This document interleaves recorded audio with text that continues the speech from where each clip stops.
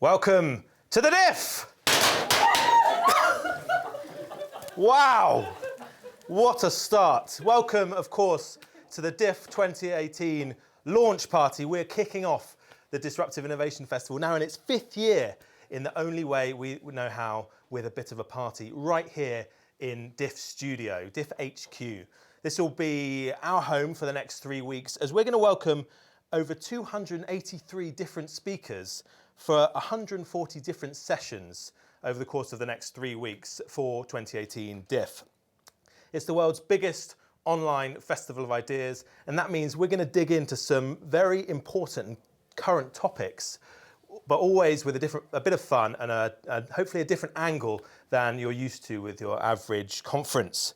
So in this opening DIF launch party, we're going to start looking at those key topics for DIF 2018, materials and design, people in the economy, and cities in transition, with the help of some fantastic guests who'll be joining us here in the DIF studio over the next, I think initially we said it was going to be about an hour, but there's just no way we can cram in everything we need to in 60 minutes, so we might run over. So don't make any plans for the rest of the evening. So, we're going to looking at these topics. We're going to be asking why they demand our attention. I'm surrounded by the amazing DIF team. Can we have a little cheer for the DIF team? As well as a few friends and a few upcoming speakers at this year's DIF. And they're going to be joining in and hopefully heckling and setting off more explosives throughout the rest of this session. So, let's crack on. We want you to get in touch. If you've attended the DIF before, you know that it is interactive. And the best way to get in touch with us during this session is to use Twitter. On Twitter, it's #ThinkDiff. And using the comments function, which is below the video that you're watching this on now. And I've just realised I've made the commentator's sinful error of not introducing myself. So my name's Joe. I'm part of the DIF team. I guess in my 5th year at DIF now, I kind of took for granted that you're bored of my mug by now. But some of you might not be familiar with me. I'm Joe. I'll be hosting some of the sessions here at the DIF this year, along with a lot of our fantastic DIF hosts. So firstly, we're going to go on to our first key topic for this year's DIF. And the topic we're looking at first up is people in the economy. And joining me to talk through this is Ken Webster. Ken, welcome back to the DIF. You've been here a few times before, haven't you? I have indeed. How many DIFs do you think you've done? Probably... Well, I've done them all in... a full set? I've done a full set, but to greater and lesser degree. And what are you up to now? What brings you back? Well, back here... I used to say Ken Webster of the Ellen MacArthur Foundation. Yeah, but no, that's not the case. I'm moving on to higher education in different ways. I've got work with Sweden, Linköping University, and with Exeter. So combining those two and things that I think need exploring in a way that perhaps academics can lean into. I think you're going to be up to some academic mischief. I'm afraid I am, yes. Yeah. So, people in the economy, it's a key theme at this year's DIF, and if you watch the news, if you read the newspaper, you'll see that we're often bombarded with these signals or measures about how the economy is doing. We use things like GDP, other types of metrics to tell us whether the economy is doing well or it's doing badly. But do they actually mean anything for our everyday lives? We're told that economic growth is good for everyone and that a rising tide lifts all boats, and maybe Ken can give his explanation of what that means for the uninitiated a bit later on. But there seems to be a growing chorus of people who are critical of these current measures of economics and economic growth and growth as a measure. And many of those we featured at the DIF before, and this year will be no different. So as the economy continues to evolve, how can we ensure that people get access to the products and services that they need? And how can we ensure that the economy delivers a level of well-being for the greatest number of people? So Ken, you're a great person to get into this, to talk about this, because from our many conversations over the years, you've certainly left the impression on me that the economy, the way that we look at economics, falls short, or the predominant textbook view falls short. Yeah, that's probably accurate. But I just wanted to pick up on something that Stephen Fry said the other day. I don't know if you picked up on his thing. And if you'll forgive me, I've got it in big letters and I'll read it, because it goes beyond the economics into the really issues of our time.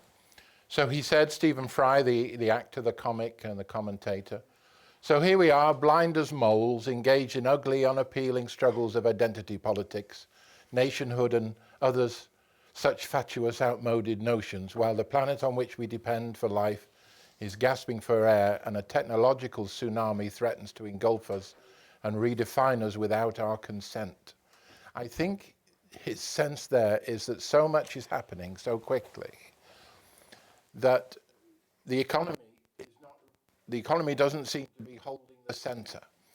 We always relied in the post-war era on an economy that would deliver full employment, that would deliver continuous growth, that would, if we worked on it, would be able to design out waste and things of that nature, so that it would get better and better. But the great financial crash in 2008 and the shift in politics since 2016 tells us that the fundamentals of the economy are struggling, because the political discussions, and it is an election day in America today, the discussion around the politics is really saying that the economy isn't working for an awful lot of people.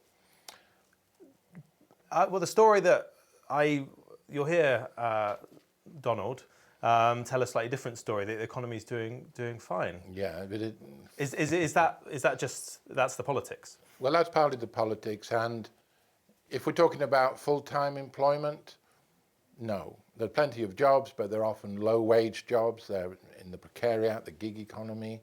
Many of them, people working 2 or 3 jobs. There's a big split going on between those who have regular employment and those who don't. There's a big split going on between the financial economy and the economy of production and consumption. There's pressures coming in from all over the place, whether it's to do with environmental resources, whether it's to do with growing inequality. There is an uncomfortableness about what the economy is delivering, and I think that's being picked. That comes through in these politics.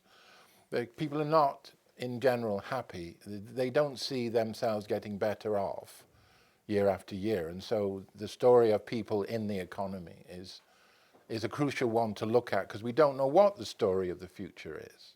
We're making it up as we go along. This is why things like the DIF are really important. And something that we pick up on the DIF every year is, and there'll be a lot of sessions on the schedule now that have technology as a key part of it. But to go back to your Stephen Fry quote, I always thought he was a kind of technophile. He had the latest gadgets, and well, I believe he does. But it's the what's the role of technology in all this turbulence that you just described? He suggests it threatens to engulf us and redefine us without our consent.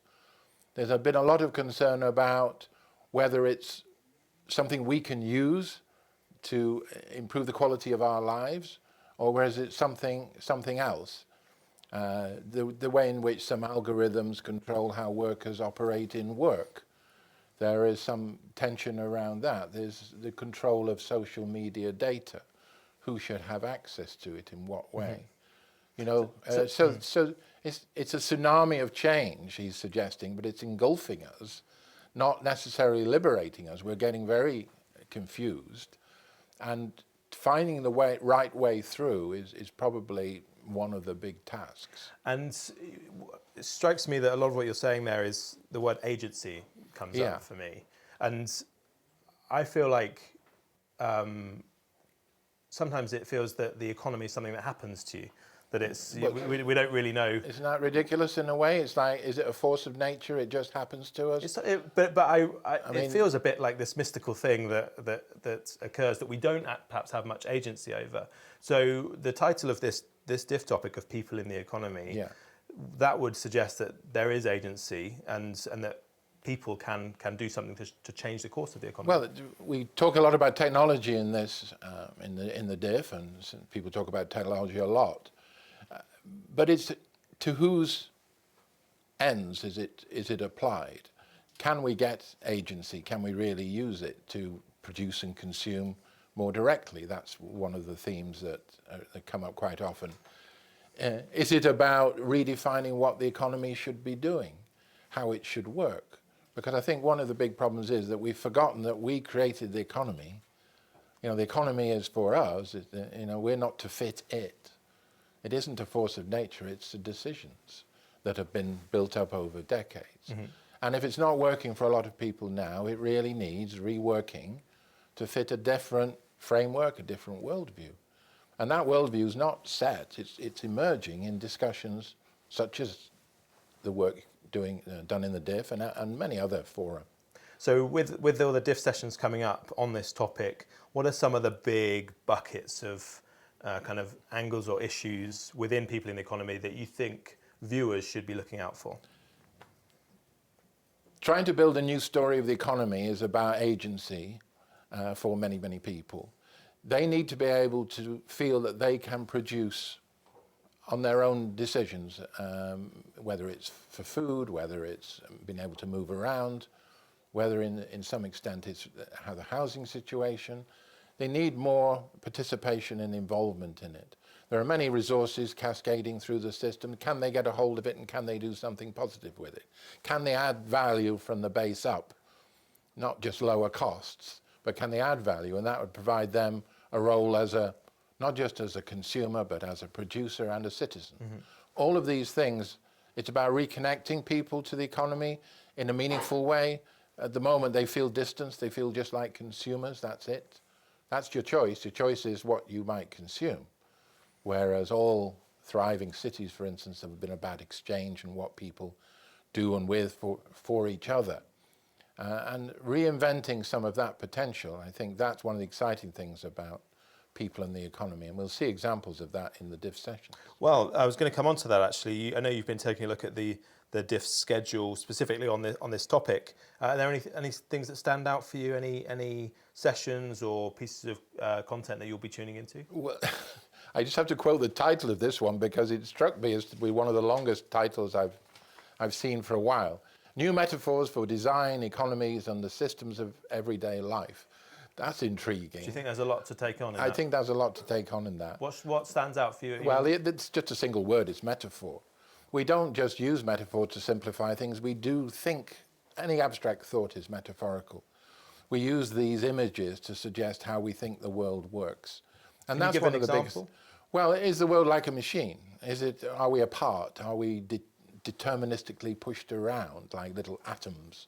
Or are we co-creating our world? Are we continuously connecting with thousands of different other actors, and that the outcome is more like you might see in an ecosystem or a dynamic physical system like oceans or atmospheres?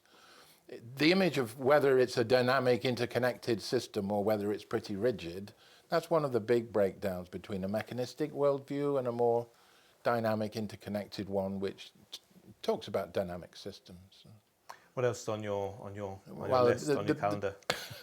On my calendar, it has to be his name, Hamilton Henrique, a story of food revolution, because he's working in the favelas in Latin America, and he's developing food networks. So he's not only growing it, he's producing recipes, and people are participating in the production and use of food. And it's urban-based, but it's adding not just a food context for people to get participating in, but it builds their social capital too. Mm-hmm. They feel better about their lives because they are contributing to their lives in a fairly innovative way, rather than just being, I'll buy cheap food down the store. These sorts of things are about rebuilding people within an economy because they're participating. I think we've got a clip from Enrique a bit later on, not immediately, before the very eager production team start playing you that clip. I can feel them. I can sense them over the play button over there. We've got a clip later on of that. So stick around for that one. Ken, you'll see this Jenga stack. Yeah, I was worried about that. Yeah. So I wanted to do something. We've all been through the Q&A session. So I wanted to shake it up a bit this year. On each block, you'll find, apart from the green ones, a question. Would you please do me the honour of withdrawing a block from the pile and reading the question on it? He's gone straight in there. Blue. Oh no, What's your favourite fictional city? Oh, wow. Cities in transition. Big topic this year at the DIF. A fictional city? Fictional city. What you got? God, dear. Gotham. That's mine. What was that city? Oh, it was Los Angeles in the future in Blade Runner. Is that what you're going to go for? I'll probably go that one because, in a way, Blade Runner was a film that talked about a dystopian future which was still connected to the present. You have lots of wacky technologies as well as the very flying cars and things like that. In a way, that reminds me of now. We're getting this increasing split between those who... Are you saying we're about to become a dystopian future? I'm just playing with the fictional city, Joe. There's an increasing difference between what some people can access and what others are having to try and put together in a sort of Heath Robinson type way to make it work. And that's just becoming more apparent. It's exaggerated in Blade Runner. But we have the androids there as well. So they're on their way. Yeah. Well, I think they are. Yeah, they're quite friendly apparently at the moment. Yeah. We do have a new feature this year at the DIF. Ken, we're going to pick up with you in just a moment, but I just want to highlight a new feature at this year's DIF, the brainchild of DIF superstar Colin Webster, the DIFty 50. This feature will ask our speakers, or in fact, it'll even ask you to sum up your big idea in just 50 seconds. Record it and post it online, send it to us, or share it however you see fit. Use hashtag ThinkDiff if you're going to post them yourself, and we can get hold of those and share them as well. But first up, we've got the very first ever DIFty 50 from Radhika Bynum from Young Foundation. And she's going to be giving a little preview to, well, one of her ideas, which you can hear more about in her session that's coming up later at the DIF. Let's take a quick look.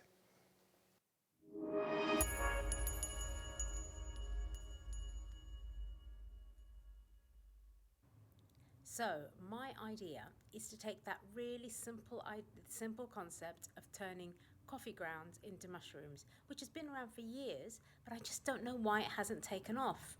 Why isn't every single independent coffee shop being encouraged to partner with somebody local to take those coffee grounds daily and turn them into fantastic mushrooms for the local community?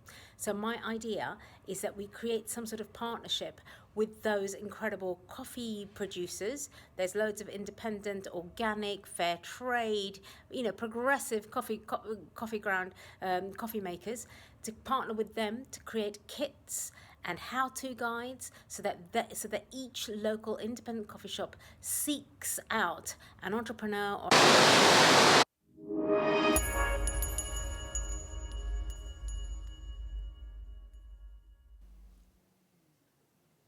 So as you can tell, that was the first ever DIFty 50, and we are very strict about the 50-second rule. So Radhika, it was a fantastic, big idea there, but we had to cut you off. You have 53 seconds. But if you want to tune in to hear more about Radhika's big idea, you can tune into the session which she is hosting on 23rd of November at 1 p.m. And remember, it's a cautionary tale for all you DIFty 50ers. If you're recording a DIFty 50, keep it to 50 seconds or we yank it off. Anyway, Ken, what do you think? You've heard about that idea before, growing mushrooms from coffee grounds. She's right, it's been around for a very long time. Why is it not happening? Why is it not happening? Because I think that the coffee trade is dominated by people who rightly say, my business is coffee. I don't need to get involved in other things because I've got my way of doing this. I do coffee. And apart from that, it may sound simple to grow mushrooms, but have you ever tried growing mushrooms on coffee ground? Apparently, it's not as easy as you might think. There is a degree of skill in that. It should happen more, but it isn't happening more. And I think she's absolutely right to ask that question, why not? What is it in the system conditions that make this a difficult connection to make when it seems the most obvious thing? Gunter Pally would tell us about 3,000 operations making mushrooms around the world, but it could be 30,000 or 300,000. It wouldn't be too difficult. Mm-hmm. Okay. Yeah. So a very good question, yeah. And another idea that we've heard lots about at the DIF in the past that maybe is finding its feet is peer-to-peer business models or peer-to-peer sharing models, things like that. I know that was the topic of your conversation with Michelle Bowens. Do you want to tell us a little bit about that? I do in a way, because there's both encouragement and disappointment lined up there. one imagined in the past you would be able to borrow a drill from a neighbor, or a bit like Peerby does. You can get access to tools and things, but cheap tools don't seem to be very interesting to people. It's a lot of inconvenience to do it. So sharing isn't pointing in that direction. It's more about more substantial objects or tool libraries. Some of those show up very effectively. So the straightforward peer-to-peer thing, it's very much more a social development, I think. It's social enterprise. It thrives in some ways, in some places, with bike sharing and whatever. But again, the very large, well-organized commercial operations tend to swamp that market because they can offer a sophisticated, hands-off type of approach. The small peer-to-peer relationships, I think they're great, but it's very hard to grow them. Well, maybe they shouldn't be grown. They just multiply in their thousands. But I think for low-value objects, sharing is not going to be because it's inconvenient. There's an inconvenience thing, and there's a trust thing in it. And why do it that way when there are large web platforms that would enable you to get something if you want? Like these little scooters, which are popular in America, the little three-wheeled things. They've gone wild, yeah. They've gone wild, and they're not done by little local groups getting a couple of scooters. They're the big, well-organized network things. So Michelle was talking about the role of the commons, though, which I think is incredibly important, because two ideas come together, and I think it's just really where I'd like to just dive in on a third session I'll be really looking for, and that's around basic dividend or basic income. There's lots of enterprising opportunities out there in the world people want to get involved in, but very often they don't have the time to figure it out. They don't have the capital, they don't have the equipment, the opportunity, don't have time to meet people. One of the big things about the session on basic income is it talks about this being a foundation for all these sorts of enterprises. Sure. And that's really very important. But tied to that is the commons. It's the access to things that are held literally in common, whether it's spaces, whether it's perhaps new public workshop spaces, places where you can access tools and materials at extremely low cost or for nothing. So you add together a basic income with access to the commons, whether it's shared tools, spaces, expertise, social media. That is what was one of the things that Michelle Bowens thinks is going to be quite a big driver if you put those two things together. It builds on the innovative, enterprising activity that most people want to get involved in something interesting. But they can't do it very easily at the moment because the way the current system works doesn't give them that space to cooperate and develop that. So I think that's a nice area to look at. Places like Barcelona are looking at in their Poblenou district, really encouraging possibilities of exchange, everything from community kitchens, maker labs. This is an arena that can boom, and it doesn't got to go big, it goes big by multiplying, replication. So that's Ken's interview with Michelle Bowens. If you like the sound of that, someone in this room knows when that's on. Oh, that is shameful. Shameful. Well, we'll put Ken's recommendations for sessions that he'll be watching down in the comments.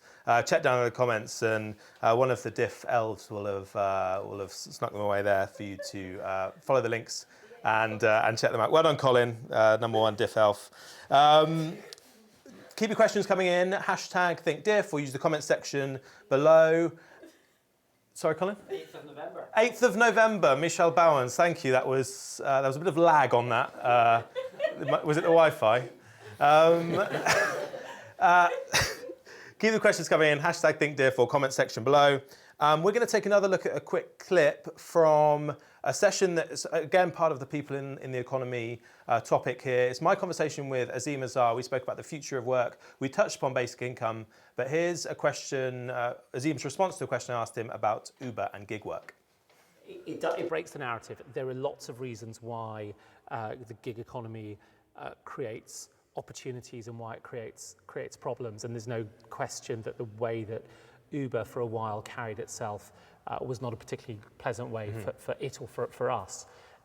The funny thing about the gig economy is that if you talk to Uber drivers, they're generally pretty satisfied. the Oxford Martin School recently came out with a study that was co-authored by some people from Uber, so some caveats there, but it was a very strong university school with some impeccable academics, and they looked at Uber drivers in London and they found a few things. They're really delighted. They're happy people. They're happier on average than Londoners. A vast majority of them change their working hours week to week. And most of them were working on average 30 hours.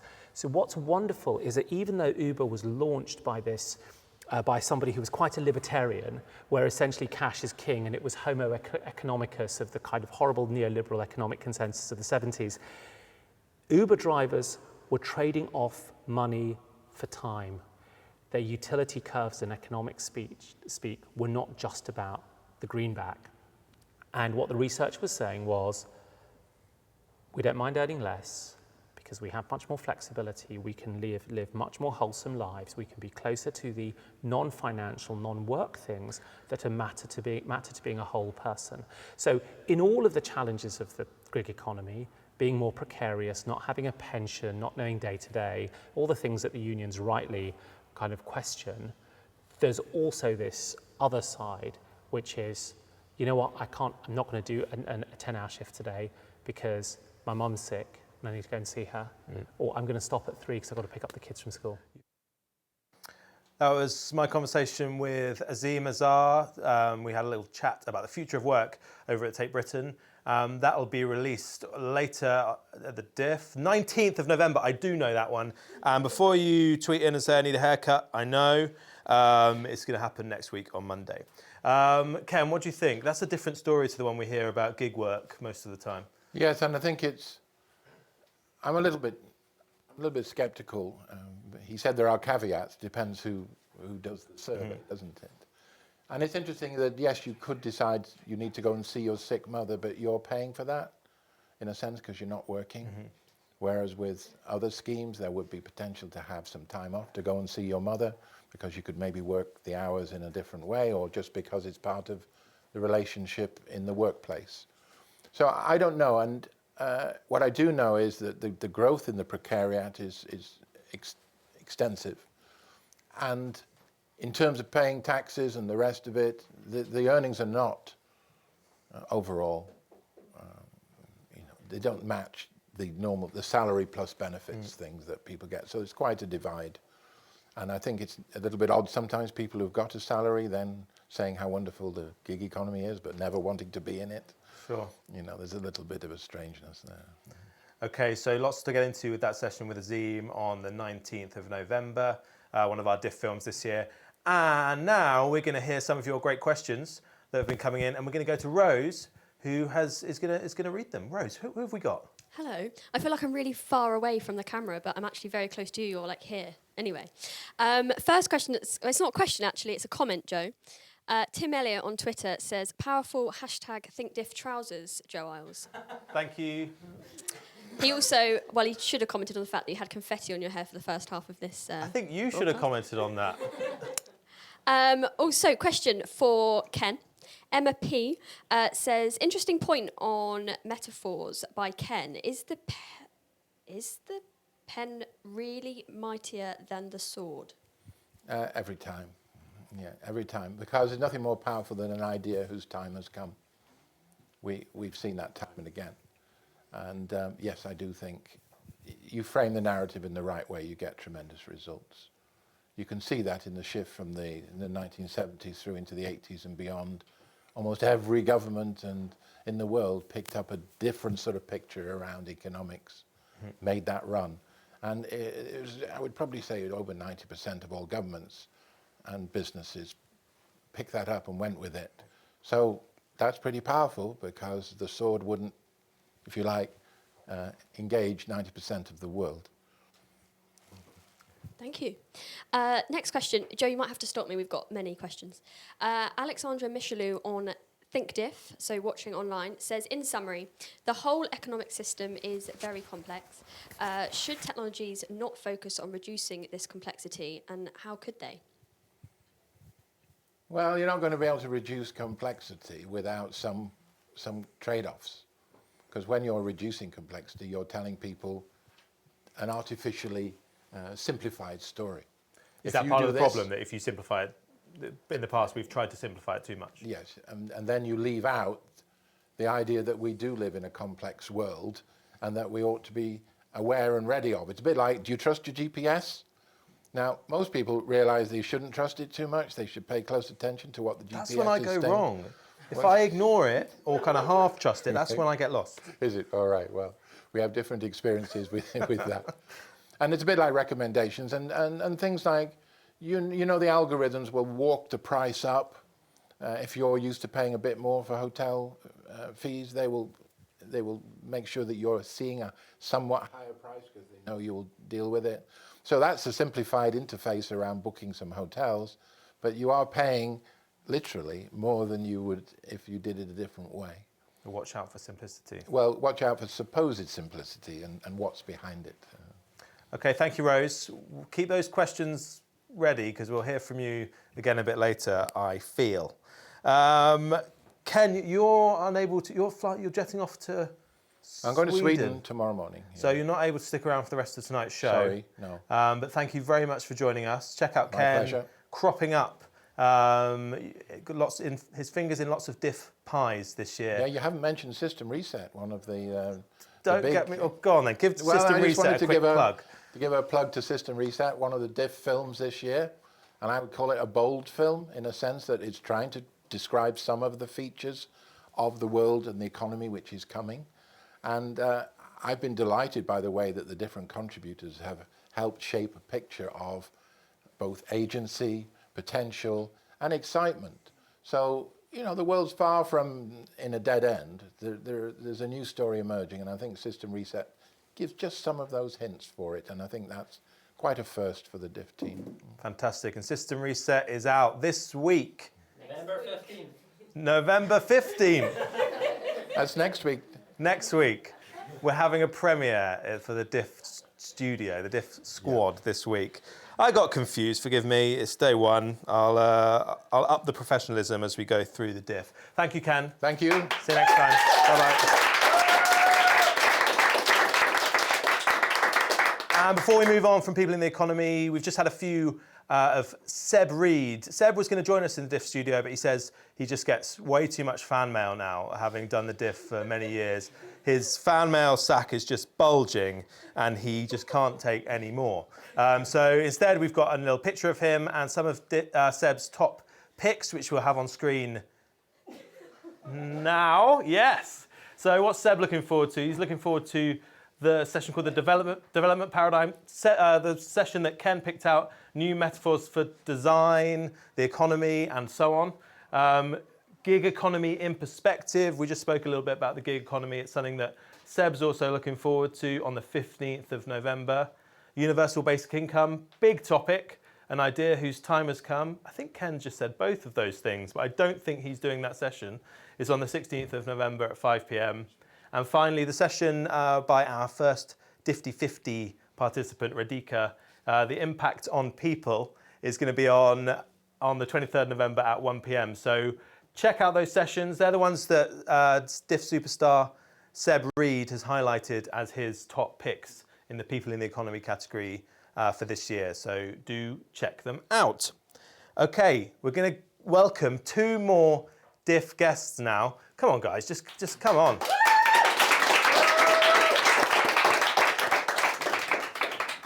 With us now, we've got Liz Corbin from Materium and Institute of Making. And you've just thrown one of our cushions off, Wayne. Make yourself comfortable. And Wayne Hubbard from London Waste and Recycling Board. Welcome to the DIF studio. Thank you. First DIF appearance from both of you? Yes. No.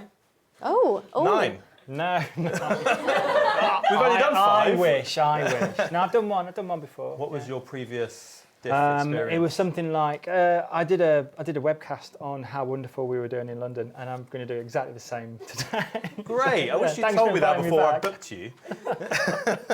So we've got you both here for the rest of the session, and we're going to talk to you, Liz, about the next topic, materials and design, a bit later on. Wayne, we're going to come to you and talk about cities in transition.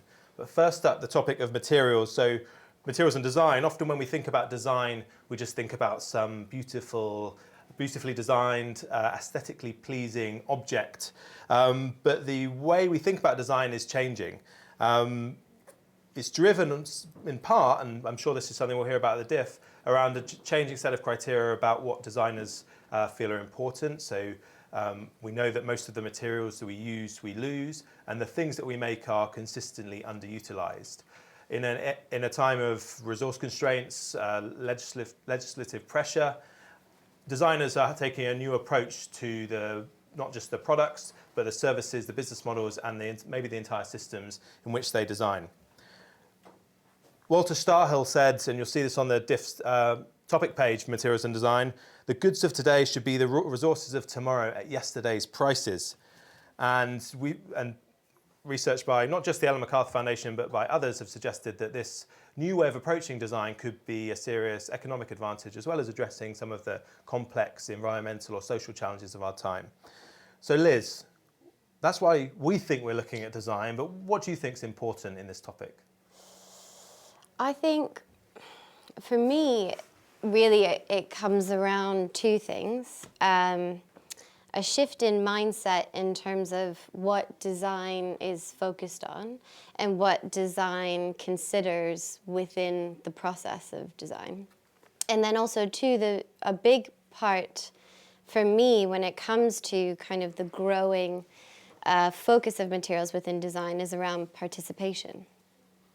And I say that because really materials for a very long time have been considered the preserve of big material science laboratories and large corporations. It's probably fair to say that most of us haven't made materials or experimented. Come Anyone? on, Quick DIF show of hands. Who's people. ever made a material? Oh. 4 people. Okay. Yeah, we've got about like I don't believe one of them. 8% of the room.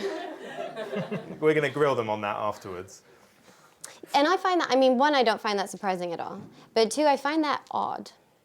Because if you really consider materials, materials make up the entire world that's around us. It's the clothes that we wear, the food that we eat. They enclose us when we go from one place to another. They construct the homes that we live in. And yet, to a large extent, very few people think about materials on a daily basis.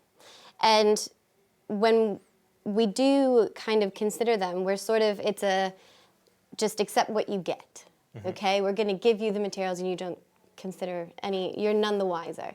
And that's really problematic because it means that we're closed off from those key decision-making processes, and for a long time, we've been alienated from the impacts of, last century's material choices.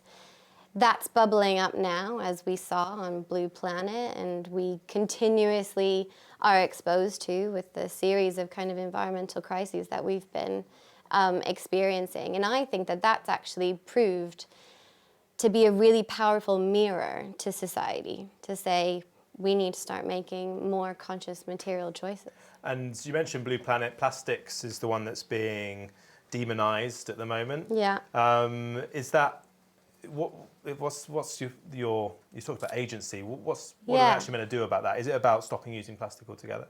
Well, so I think plastics, not to be a devil's advocate, I think plastics are an absolutely incredible material. There are so many materials that are a feat of human engineering that are being vilified at the moment. Plastics, carbon fiber, it's incredible to me that we have materials that operate and function in this way. And the real question is, it's not should or shouldn't we be using them, because the reality is that people will use them if they exist in this world. Companies will find applications for them, and they probably should because they're absolutely incredible. The issue that we have is that we're miscalculating their value. These materials, particularly plastics, polypropylene, polyethylene, we should be treating them like gold because that's how rare they are and that's how precious they are.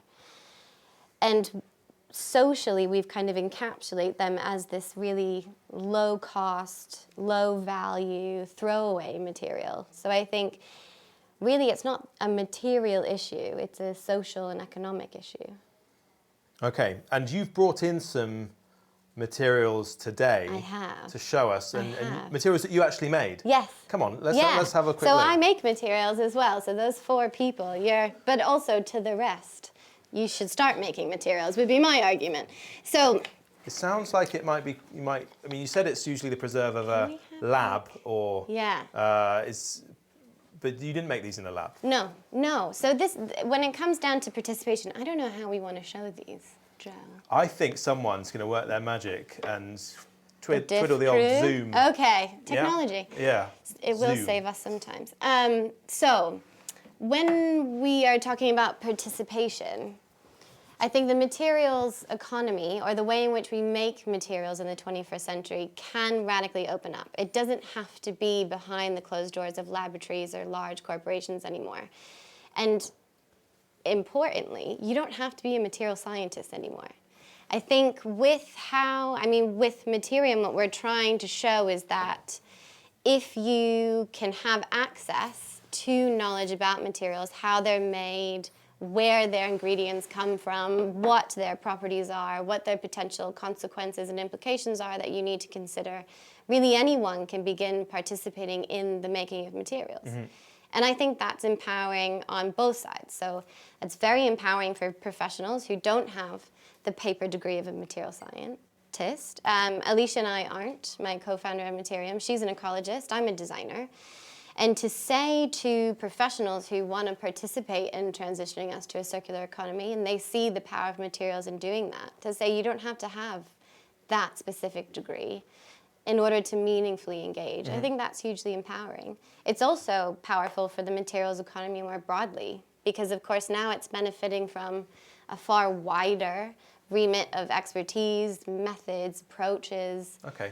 And I think that's with materials and design. I think what DIF is showing us is actually the benefit of designers beginning to engage in the materials production economy, because it's bringing about whole new considerations mm-hmm. that a design empathy feel is really important, whereas maybe we were missing that before.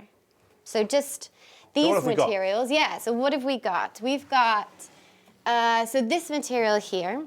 Wayne, you thought this looked like something from... you thought it was a cupcake. You thought it was a bath bomb. Yeah, it looks like something from Lush. Yeah, well, it is Lush. This is amazing, this thing.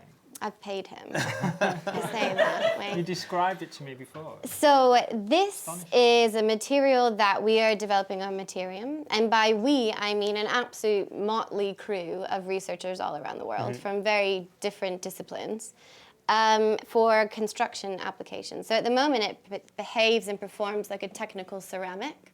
So it takes a lot of compressive strength, but a bit weak tensile-wise. But what it's made out of is, so you had mentioned earlier that it looks like a muffin, and that's because I actually baked it in a muffin tin. That's dangerous. Imagine tucking into that. It's just dental work, whatever. But it's made out of sodium bicarbonate, which is extracted natural from minerals all over the world, and cornstarch. And what we're doing is we're baking it using just a standard oven that you'd find in your kitchen, and we're adding within it activated charcoal. Because what we're hoping to develop is a material that not only comes from abundant natural resources, which we can begin to use in our built environment, but also continues to act and react through use to purify the air around you. Wow. So if you built a house out of that, it would purify the air? Potentially. Okay. Possibly. All right. That's where we're going. I feel like I'm knocking on the door. Yeah. But so what I've also brought is some bioplastics. So you might have heard of Uhu. I think we've featured Uhu at the DIF before. Got some nodding heads. Yeah. Edible water blob. Edible water blob. That's a great. Yeah. I think that's how they describe it. Imperial will be like super happy about that. Yeah. This is very similar to Uhu. And in the way that it is only made from agar-agar, which comes from seaweed, and glycerol. So it's a totally biodegradable, dissolvable plastic. So it operates and functions just like a plastic film would that you would need for packaging or transport. but you can most importantly dissolve it in your sink after use. Okay, so for something that you only want to use, plastic that only needs to be used for a short amount of time. Exactly. Gone. Exactly. We have also got one last sample, which is what we call a vegetable leather. So we're making this out of carrageenan, which comes from red algae, and glycerol as well. It functions and performs exactly like a hard leather material. But the interesting thing is if you feel this one, give it a little tug. Ooh, well done. Yeah, that's good. Yep. And then this Good guy, tugging? yeah, very good. We'll keep you in the kitchen. So these two samples are made from the exact same ingredients, but different proportions. Okay, so you get different properties. Exactly, very different properties. So what we are beginning to explore with Materium is that it's not only identifying abundant ingredients. I think, I think you'd look great in a leather jacket of that, Wayne. I think you'd look absolutely splendid. I absolutely do. It's your colour. What's the use case for that? Your Textiles. We can also, so we've casted this in a flat sheet, but of course we can also make a fibre out of that. Okay. Which can be made into yarns or textiles themselves, woven in it. Amazing.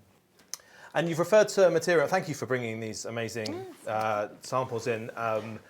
And you've been talking about Materium. Just give us not quite a Difty 50, maybe a I've done 30-second. that. It was brutal. It's harder than you think. Oh, well, you seconds. forgive Radhika for going over. Also, Colin stares you down while you're doing it. He has got pretty Trial by mean fire. eyes. Yeah. But Materium, just quickly, a reminder of what that is. Research platform, and what we develop, so we're a global community, and we develop open source biomaterial recipes. So everything we do is through a peer-to-peer collaboration, and the fruits of our labor are all accessible using Creative Commons license. Great. And we're going to just see a clip now of previous year, of a previous DIF session, back from 2016, when we first, maybe not the first time we started looking at material science, but another occasion in which we delved into the topic of making materials from unlikely sources. Let's take a look. Actually, I have another one coming from our social media to Eric. What is the weirdest waste material you have used to create a product? This wasn't set up, but I've got something here. This is second-hand toilet paper. Okay. So basically, with this fantastic guy, Marco Kwak from Tarot, that's a Dutch waste management firm, via Scandinavian technology, they were able to filter the cellulose fibers out of the sewage water, which built a tremendous business case because cellulose fibers into the water purification systems take up almost 25% of the capacity. So when you can decrease that, it's an enormous economical value. But then you've got the cellulose fibers and what you're going to do with it. So I got the question from Tarot together with a couple of water reservancies in the Netherlands. Can you make a panel out of this? So we got these second-hand cellulose fibers, made a panel out of that. And what we are now researching for is how these water reservancies can then reuse them. For example, when they pour concrete for like the building shapes, I don't know how do you say it in English? The foundations, that we use the cellulose panels, the Acker panels, to pour them in, so they don't have to take out the wood material in the building process, so it decreases it, and then the cellulose will be filtration to the soil again. So I think that's about the weirdest one I had till tonight. Liz, you like that? Absolutely fantastic. What's the weirdest material that you've made, weirdest source material you've made something out of? So I haven't actually made anything out of it, but we're doing a lot of research into poo at the moment. Oh. Human poo. Okay. But we don't discriminate, so we're looking at That's good. human and animal poo, because I would imagine that some animals would be better for that. Cows, if sometimes you see that, and it's all already about what they eat, really. it's like a plank. Humans in cities probably make the least useful poo, if we actually really think Do you about think it. this will take off in London, Wayne? I don't know. We could have something going on It'd here. be best if I don't comment. But so there's case studies already. I mean, first of all, there's traditional case studies in China and Japan where they make, or maybe it's just in China, where they make paper out of panda poo. That's been going on for centuries. That sounds like that's a fantastic. bad choice of animal because there aren't even that many of them. If you want to scale up production, you're buggered. I love pandas, but a lot of people kind of make a remark that they're quite useless animals. But I would say they have served a very important function in terms of sharing information of the written word for centuries. So now they can just snooze like they do. It's fine. Panda poo materials, okay. But also, when you're back next year, you can demo some of that. these samples will radically change. Great. But also there's great examples of, in Europe, they're actually making construction materials out of cow poo, cow dung. That'd be the one I'd choose. Fantastic. Jenga, it's your turn. I know. This feels precarious. I'm not good We're at going it's a very slow pace. I don't think this is going to get knocked over, but we'll see. Oh. Where's the bloopers reel? We're just about to start, I think. Okay. Least favorite material. Who's made that question? That's a bully question. Why is that a bully question? You can't have favorites. What's your least favourite material, Wayne? Well, I was going to say poo, but Wrong. I have to revisit Game that changer. now. Yeah. Revisit. Do you veto Least that favorite? question? I veto that question. Okay, well maybe you do another one later on. You're not very good at this game. Oh, well, I'm my own woman. Okay, we're going for another DIF-50 now. In a moment, we're going to hear what some of Liz's favourite sessions that are coming up at the DIF are. But first, we're going to hear our next DIF-50 from Marissa Guber. Let's take a look.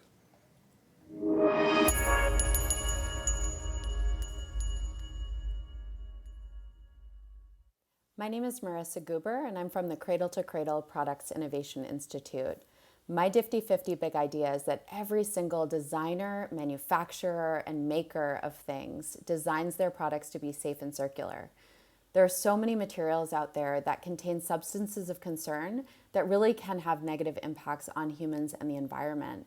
And so in every single product design process, invest the time to consider what are the materials that are actually going into these products? Where do they come from? And how are they made? Who do they affect in the process? And where are their products going? And how can these products be circulated safely? Cradle to Cradle provides a great pathway to do this. Join our session on safe and circular case studies to get some ideas for how to do this from companies that are leading the way.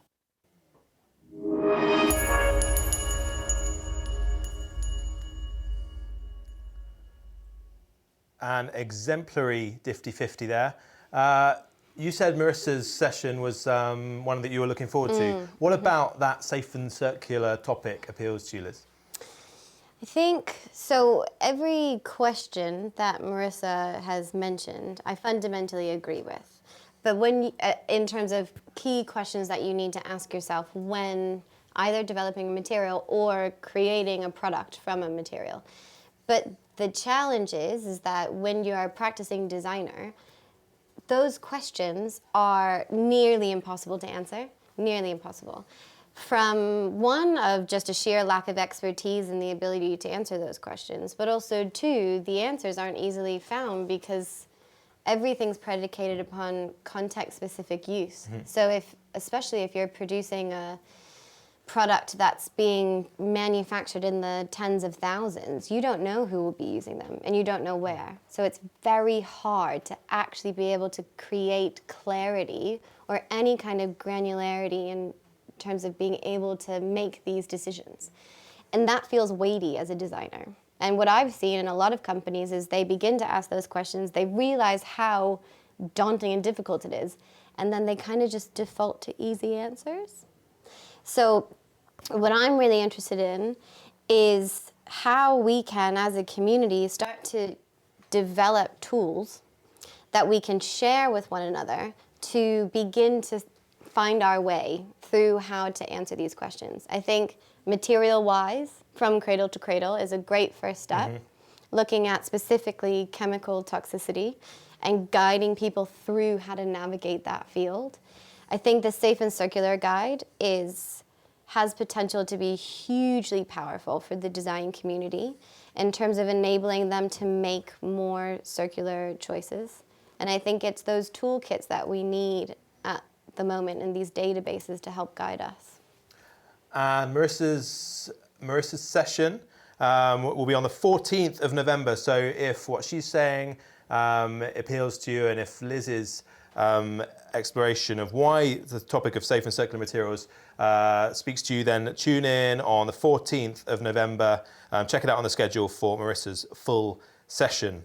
One more clip now from a piece of content that we spoke about just a moment ago with Ken, the documentary, or should it be the diffumentary, System Reset. It's a feature-length documentary that the team here have been working really hard on. And we're going to take a look at a clip from that now from Areti Markopoulou, and then we'll get Liz's reaction on that in just a moment. Now we are at a moment that there is a big change into how we design. Our designs, they are now being informed by parameters that until now, first of all, we didn't have access to, and second of all, we didn't have the manual or intellectual power to work with that, no? Computation is helping us to deal with a big amount of data, and this allows us to create designs that they are much more optimized and they are much more informed on parameters, from parameters that they are relevant to what we want to achieve. Sustainability parameters, environmental parameters, users' desires parameters, resources that surround what we construct. All those have been basically numbers that they were very difficult to manage to bring together into a design decision or into a design process.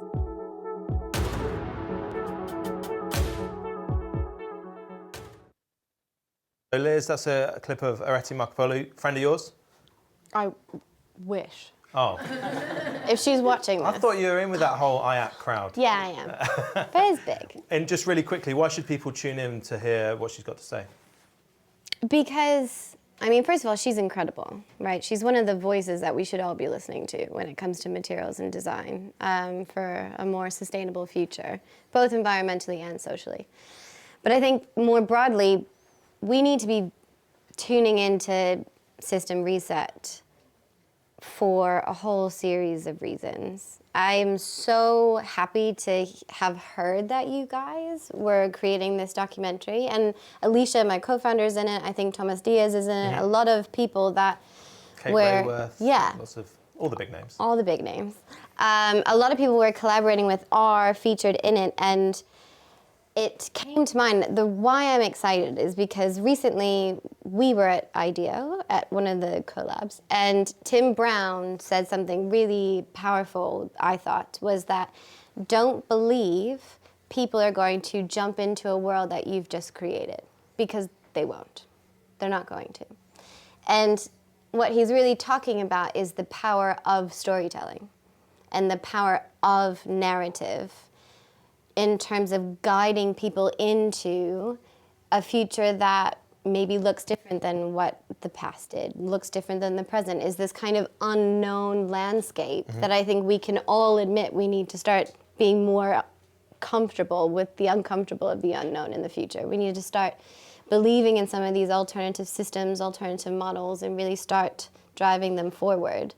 But at the same time, people won't jump into that future just because you've told them to. So documentaries like this one, I think, can play a really important role in articulating and sharing those visions of a future that people have, and really painting that picture in a clear way so that people can maybe start engaging, start participating in the discourse and the narrative, start believing in it, start helping to push it forwards. And there's a full session with Areti on the 23rd of November. So get your MyDiff account, start that session so you don't miss it. 23rd of November for the session with Areti Markopoulou. Question time. Rose, we have got a lot to get through, so I want you to pick your number one best question. Oh, no Number pressure. one. Colin's given me 2 comments and 2 questions, so I'm going to go really, really fast until you cut me off. Okay, ready? First one. Making materials from bio feedstock sounds like a niche venture. Number 2, from someone in the room, Steve. He loved Liz's statements, plastics are like gold. Great. Second is a question. What is the evidence? You're really putting your heart into this, Rose. You said I had to go quickly. Right. Okay, I'll take this slower. What is the evidence that people trust these biomaterials? Liz. Yeah, that's a great question. Whoever's asked that. Good point. If someone's just cooked that up in their kitchen, one of these. It's a great question. And the evidence is that it's a divided front at the moment. And it should be. You know, we have seen a mixed sector when it comes to biomaterials development. I think the biggest point to get across is there's actually no specific definition of what a biomaterial is. So biomaterials aren't inherently a thing we can critique and assess. It's a slippery term, and they're not all great. I mean, petrochemical plastics are biomaterials. They're made from organic sources. So I think you shouldn't trust every biomaterial that's out there. You should participate in a community that you feel shares the same values. So with Materium, we have 2 guiding principles. They're from locally abundant organic resources. We're indexing abundance locally and geographically. So we would never kind of facilitate or push the development of a particular biomaterial made from ingredients that aren't abundant to that area. We do a lot of work into studying what those scales are. And then secondly, we're using only life-friendly chemistry. So techniques that nature also uses when manufacturing materials. And importantly, they are reversible bonds. So a lot of these biomaterials that are in the market, they're actually being manufactured using industrial techniques, which means that they're not naturally biodegradable. So I would not suggest you trust every biomaterial, but I would suggest not seeing it necessarily as a niche market. I was going to ask you about that. Yeah, it's funny that we think plastics are a huge market when they're made from one of the most finite resources, and yet bio feedstock is a niche market when their stock is abundant. So I think we need to kind of some reprioritization, recalibrate that and reconsider that. But it is an interesting question, and yeah. And Rose, have you got time for one more? You've put up a fight for it, so. The camera. Oh, quick! Oh no! Look. I've had this one. Give me another one, quick. Rose, we can move on if you like. Rose, the question from you. Andy. No, I've. All right, thanks, Rose. Sorry. We've done it. Thanks for your contribution. We've done it. One to Rose. Okay, last up, we're just going to check out some of the dates for the diary. We should have Emma Fromberg's picks on materials and design. She's a real designer, so she knows. She's picked materials and making in the DIF studio. We are going to be joined by... that one. Why? Yep, because the great Zoe Laughlin is running that session. Great Zoe Laughlin. Yes. We've got some surprises in store for that session. I have no doubt she's got something up her hat. I would be. 12th of November with Zoe for materials and making. The circular emergency. That sounds pretty urgent. Don't miss that one. 15th November. Closing the loop on plastic packaging. Where are we? So getting a bit of an update. Plastics is big in the news at the moment. You hear about it every day, but are we making progress? Find out on the 20th of November at 1 p.m. Looking at the design of sports equipment on the 21st November, 3:30 with Nairobi. And futuristic dining, from holographic food to eating on Mars. That has got to be the award for the most bizarre title. Holographic food, I think I had a nightmare about that once. So tune into those sessions coming up later at the DIF on materials and design. Thank you, Liz. Yeah. You're going to stick around. Yeah, of course. And Wayne, before we come to you, because I know you're itching to get involved with the Jenga, we're just going to take a few moments to meet some of the DIF team that you'll be acquainted with over the next few weeks. And to do that, we are going to use my patent-pending random team member selector, which works, I promise. Let's see it. Let's pick a team member and find out more about them. Oh, it's only King of Gardine. Way!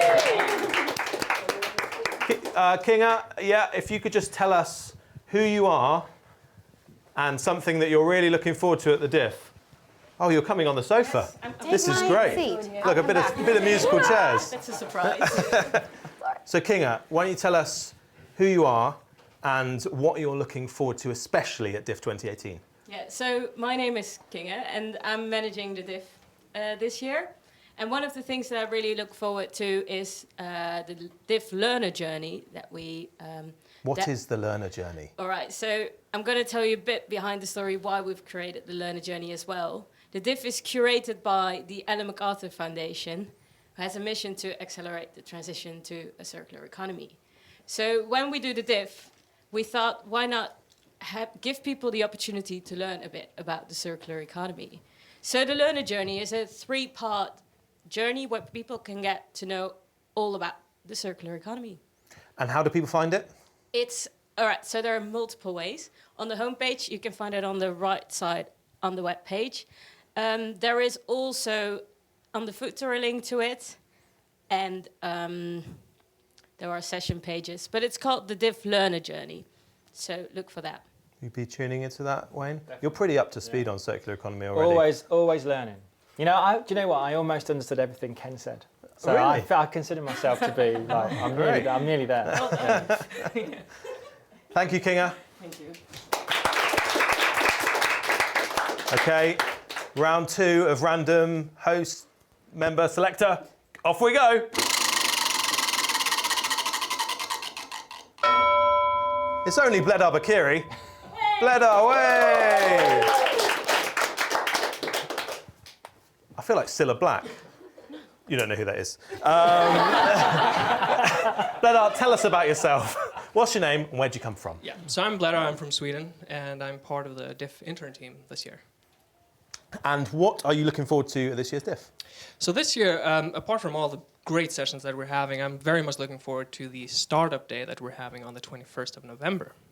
And what's it all about? You've organised the startup day. Yes, indeed. You're the brains behind it. I might take the DIF 50 challenge, pretty much. What, right now? Right now. Well, someone get a stopwatch going. Off you go. So, we are... it's a combined effort by us, the Disruptive Innovation Festival and the CE 100 program at the Ellen MacArthur Foundation. And what we're doing is we're showcasing startups from all around the world about their business innovations and ventures. And we've invited founders, co-founders, CEOs of startups all over the world to join us in live discussions with our hosts. And then also the audience will be able to learn a little bit more about these startups and familiarize themselves just 2 days before. So on the 19th, we'll be publishing some pitch videos that they have submitted. So everyone will be able to watch that. Was it 50 seconds, guys? Oh, yeah, 50 seconds. Okay. Perfect. So just remind us, The 21st of November, so everyone should book that. Startup day here at the DIF. Thank you, Bledar. Thank you. Don't worry, we've only got 2 more of these to go. Let's pick another team member. Now.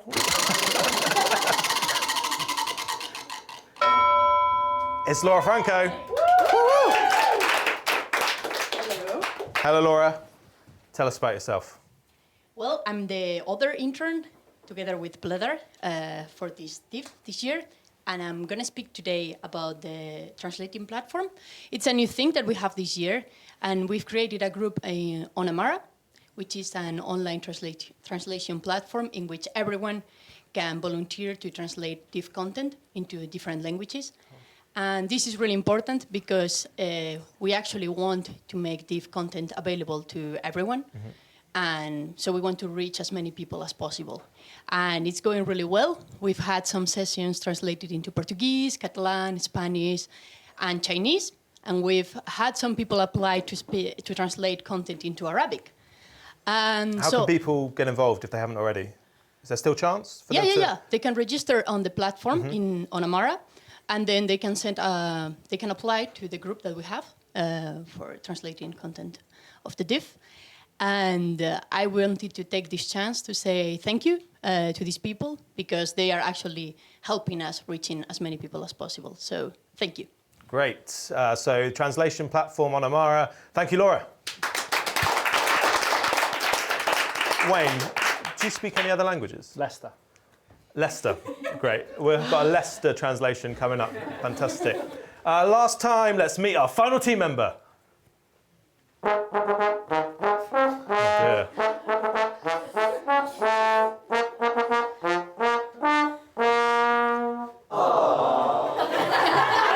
Oh, it's Colin Webster! Oh, here he is. Thank you. Something wrong with our sound effects department, I think. Colin, what would you like to tell us about? Well, Ken and Liz have already talked about it. It's the diffumentary system reset, but I think it's been very well covered. Oh, okay then. Thanks. What would you like to hear about it, John? Well, we know when it's on, 15th. We do We now. know some of the great names in it. What else are you looking forward to at the DIF then?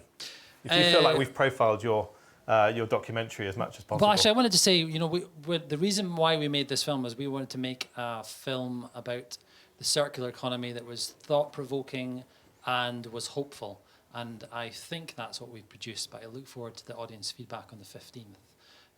And this is something that I've spent a lot of time working on, and indeed our production crew behind the cameras here have spent many hours putting it all together and making the music and so on for it. So it's been a labour of love for many of us for many hours, and I really look forward to seeing that reaction. Great, thank you, Colin. Thank you for your contribution. And finally, we're going to come to, well, you've met some of our team members.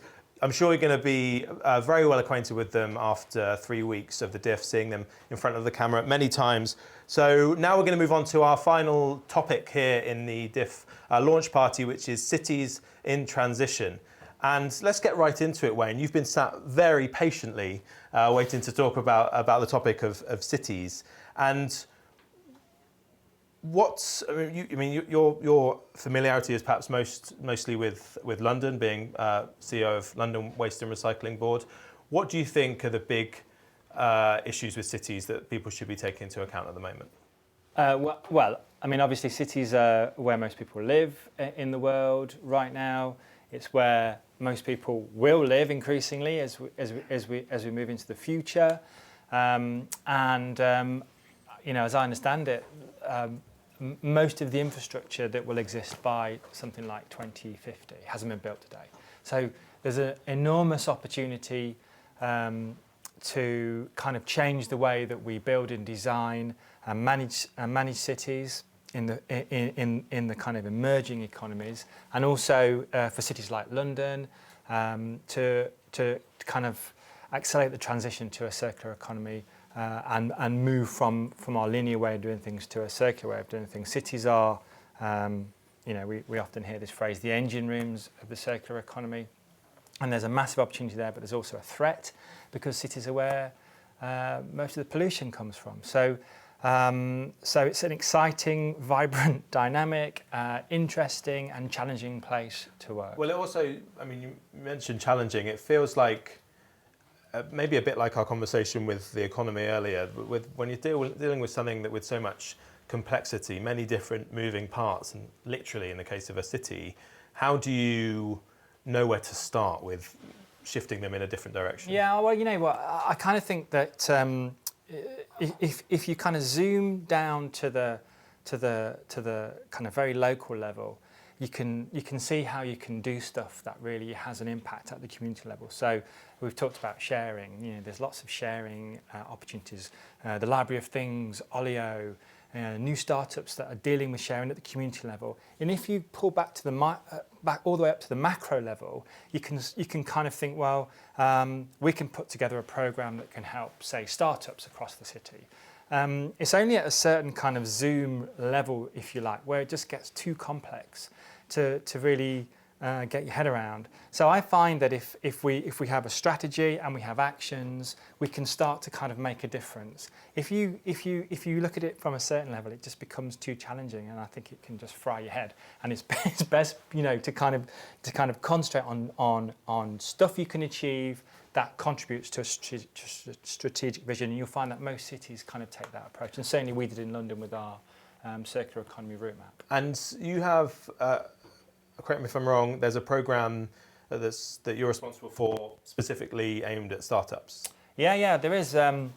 We have we have a number of programs aimed at supporting circular economy businesses, actually, which are, I think, if not the first of their kind, they're certainly among the first. And they're business support programs and investment programs. We've just launched an accelerator, which will happen in our new offices, which have been decked out in a circular fashion. We'll have a series of at least 3 where we'll be taking startups in our different focus areas: built environment, textiles, probably something else, food maybe, and trying to get them to a position where they can kind of launch their innovations into the market. So do you think startups are maybe one of the bigger forces for change within cities now? I mean, earlier on we heard Ken referred to these scooter startups, or the bike sharing startups, which are changing the way people move around, but they're also maybe changing the look of our cities, the sorts of things you encounter when you walk down the street. So is it startups that are really causing the shift? Well, we kind of came up with this quote that if cities are the engine room, then startups are the spark. Now, if you're at the nexus of big corporates and startup innovations, if you occupy that space, you can introduce big corporates to the startups and the innovators, and they can take those ideas and globalize them. And sometimes that's good, sometimes that's not so good. So we can have a kind of plurocracy of different ways forward. But certainly, I'm quite excited by introducing innovative startups to corporates who can then scale those ideas up quickly. The thing about startups is they just need help. They will just take all of the help you can give them. So it's a limited resource. So we have to think, how can we scale these things up and get them moving? And you must encounter, I mean, day to day, a lot of your work is in London. So and I'm sure friends and family live in London. What's your advice to citizens who say, what can I do? What's my role in changing the way that the city works, or shifting it towards a circular economy as you described, or any particular outcome? Well, look, I mean, we do a lot of work around behaviour change, and this kind of, I'm wearing this T-shirt now. Actually, this is a campaign we're running called Love Not Landfill. It's a hand-printed T-shirt by the artist Bambi, who did this for us. We're going to auction these off at our Love Not Landfill pop-up shop, where we've got some influencers kind of curating collections of clothes that have been donated to charity shops. So there's stuff that we can do, and we can get involved in a target audience using different means, social media, etc., and really kind of get that message across. But that's interesting, and it's absolutely essential. But I find that citizens are kind of are leading the way, and to a certain extent, it seems to me that governments and cities and corporations are kind of trying to catch up. So we've come up with an indicator to try and assess how quick the transition in London is taking place. And that indicator is moving citizens from consumers to users, and trying to measure how fast or how great that's happening. And we're seeing that shift in London. Citizens are moving from consuming materials to using services. And I think that's quite an interesting indicator as to how the circular economy is progressing. And we haven't told them to do that. They're doing it because stuff has happened. Technology has enabled that to happen.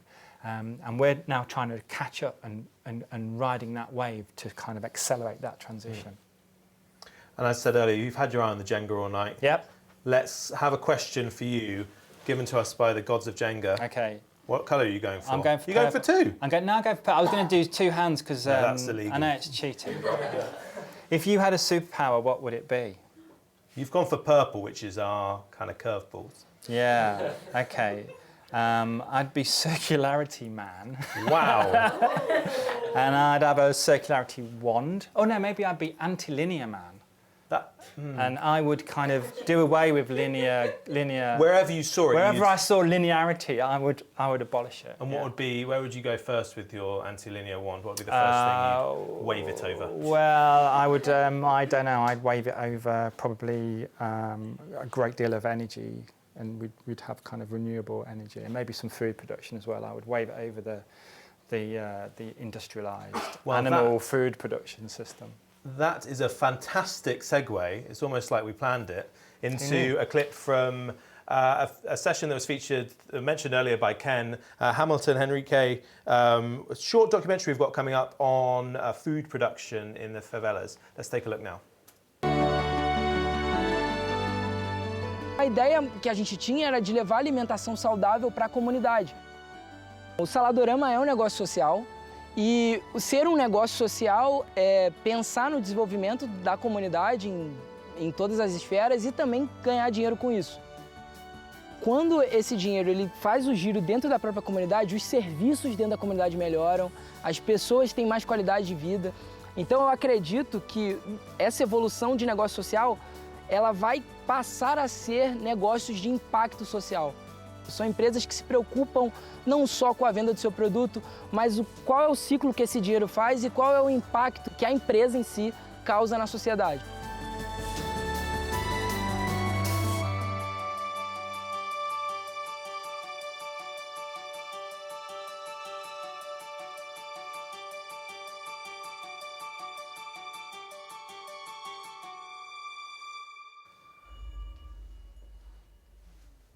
So a clip there from a short documentary we've got coming up later at the DIF on food production, how food production is changing in Latin America.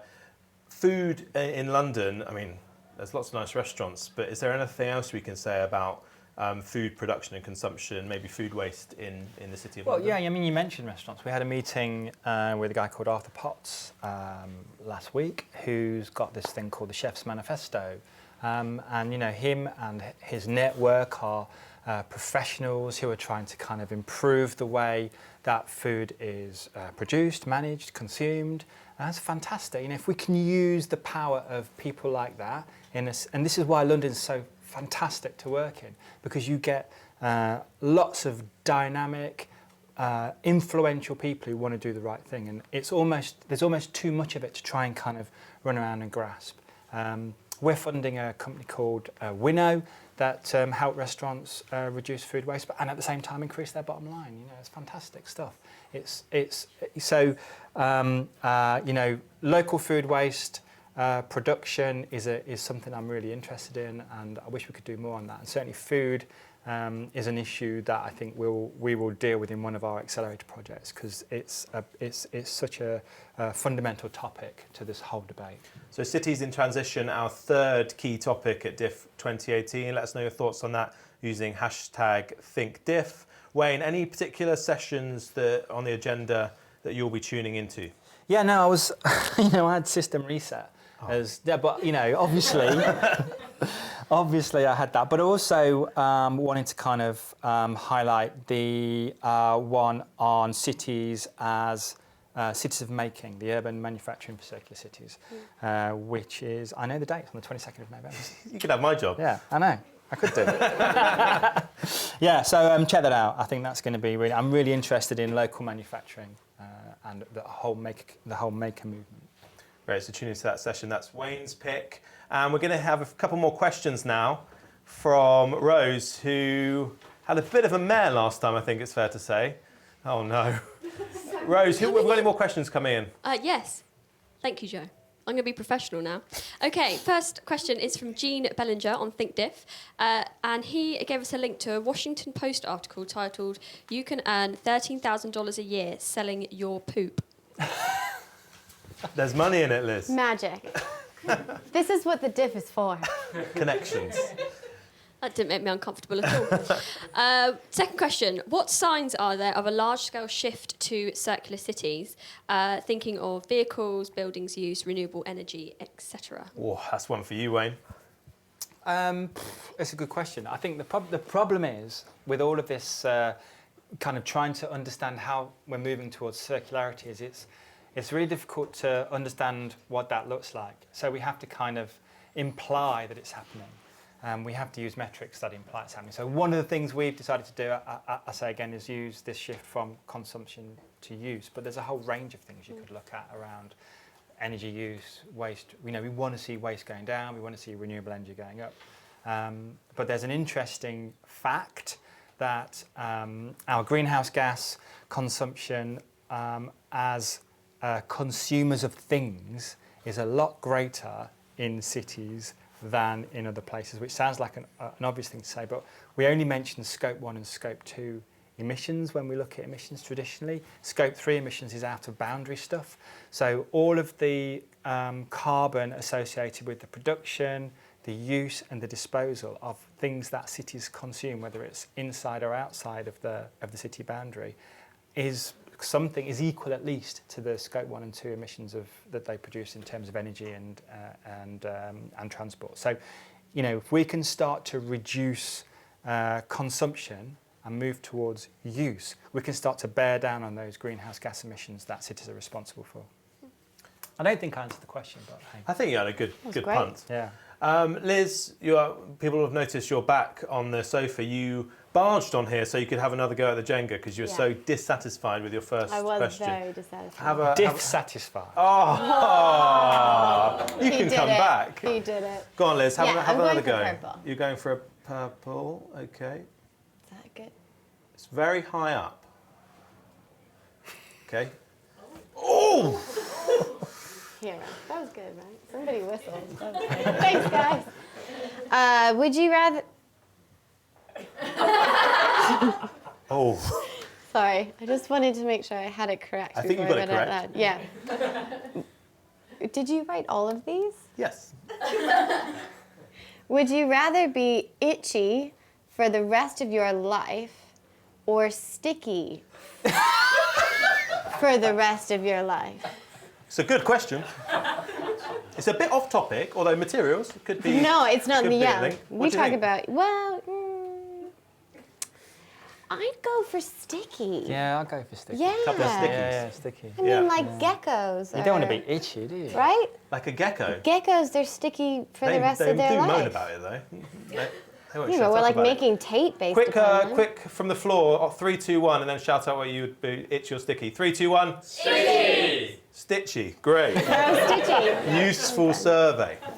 Okay, thank you both for coming and playing some silly games with us here at the DIF Launch Party, and I hope you tune into many of the sessions we've got coming up over the next 3 weeks. Before we leave the topic of cities in transition, we've got a few of Emily Scadgell's top picks for this topic. She's going for, if cities are the answer, what is the question? What do you think? What might be the question, Wayne? Where do most people in the world live? Great. That could be a short session. Yeah, but I should have mentioned the whole sessions on India. Okay. And I'm going to watch those. If most of the growth is going to happen in the kind of global south and developing world, that session, those sessions are going to be interesting. Other picks from Emily: A Wider Lens. That's a pretty cryptic title. Maybe check the DIF schedule to find out more about that one. How would you improve your city? I'm sure we've all got ideas of what we do to change maybe the transport, the buildings, more Chinese restaurants. We've all got ways we want to improve our city. Check that out on 14th November. Do sheep dream of electric cars? Consumer Attitudes to Electric Vehicles is a film that's available from the 16th of November. Does it contain any actual sheep? No one knows. We'll have to watch. And Ripe for Disruption, circular remanufacturing in building products. So want to keep your eye on for remanufacturing in the built environment. Those are Emily Scadgell's top picks. Check them out all on the DIF schedule. Get yourself a My DIF account and you can favourite the ones that you want to come back and check out. Create your own schedule. We've only got a couple more minutes here at the DIF Launch Party. No! They're good. They're a good audience. But finally, just before we close, we're going to hear about another new feature at DIF 2018. And here to tell us all about our student ambassadors is Leo Nutter. Thank you very much, Joe. As Joe said, this completely new initiative, the Student Ambassador Initiative, is the first of its kind at the DIF anyway. What we've done is we've identified the need to disseminate the DIF and have engagement of the DIF around student campuses in higher education. So leveraging the Ellen MacArthur Foundation's Pioneer University Network, we've identified 3 of those universities: Arizona State University, the University of Exeter and TU Delft, as 3 of these universities that we can pilot this initiative. So we've identified one student champion within each university who will share the DIF through digital and physical means and host viewing parties to try and get student engagement, because after all, students are the change makers of the future. So this is limited to only 3 universities, unfortunately, this first year. But this means, it doesn't mean that if you're in a university that you can't share DIF and have viewing parties at your university. So by all means, go onto our resources section on our website and get the word out there of the DIF and have some viewing parties on some really good sessions. So for example, I know that each 3 of those universities and each 3 of those student ambassadors are going to have a viewing party on the film system reset, which hopefully is going to bring up the engagement and have a lot more dialogue around those really good pieces of content. Thank you, Lee. I think someone's just thrown confetti on you silently. So DIF student ambassadors, maybe you're at one of those universities and you can meet with them directly or go to one of the viewing parties. But even if you're not, just get some friends together, get a bucket of popcorn and host a viewing party yourself. And don't forget to tell us all about it using #ThinkDiff, and you can join the conversation online. And with that, we declare DIF 2018 officially open.